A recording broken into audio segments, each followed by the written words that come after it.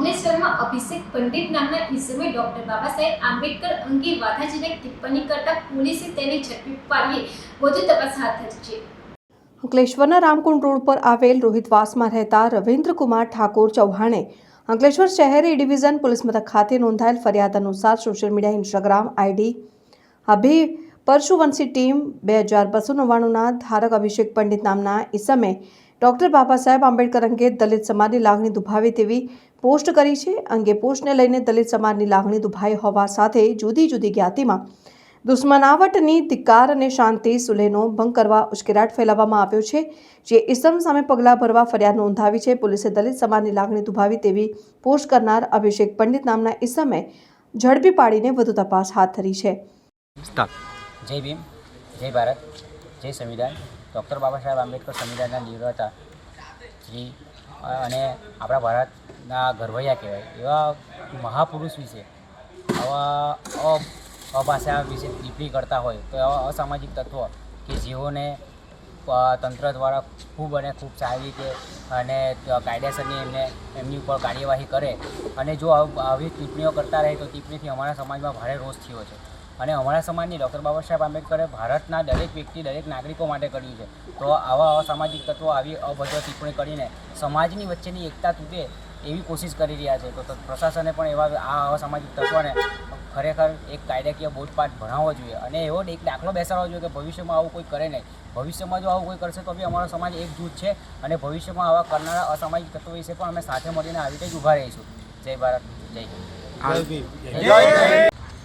આજ રોજ social media ઉપર એક અભિષેક પંડિત નામના એક ઈસમ દ્વારા ડૉક્ટર બાબા સાહેબ આંબેડકર વિશે અભદ્ર ભાષામાં ટિપ્પણી કરવામાં આવેલી હતી। એમના વિશે ગેરબંધારણીય શબ્દોનો ઉપયોગ કરી અને અપશબ્દો લખવામાં આવેલા હતા।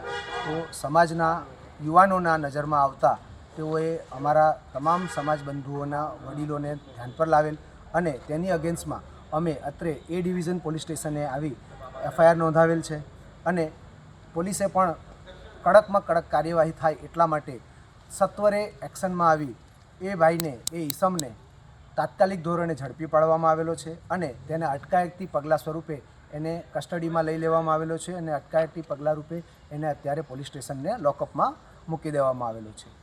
આ સમગ્ર ઘટનાની અંદર જે કંઈક અસામાજિક પ્રવૃત્તિ આ ઈસમ દ્વારા કરવામાં આવી છે એને બાબા સાહેબ આંબેડકરના તમામ અનુયાયીઓ તમામ સમાજના અમે આ દેશના વાસીઓ અને તમામ સમાજના નેતાઓ એ વાતને વખોડીએ છીએ અને આવી ઘટના ક્યારેય ફરીથી બને નહીં એ માટે એક દ્રષ્ટાંતરૂપ ઉદાહરણ બને અને દાખલો બેસાડવામાં આવે એટલા માટે અમે એની સામે કડકમાં કડક કાર્યવાહી થાય એવી જોગવાઈઓ કરવા માટે FIR દાખલ કરેલ છે અને આ ઉદાહરણથી અમે સમાજના લોકોને એવો મેસેજ આપવા માંગીએ છીએ કે આ સમાજ ક્યારેય માયકાંગલો હતો નહીં અને માયકાંગલો થશે નહીં।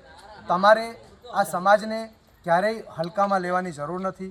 તમારે સમાજના કોઈપણ મહાનુભાવોની સામે અભદ્ર ભાષામાં ટિપ્પણી કરતાં પહેલાં વિચારવાનું રહેશે।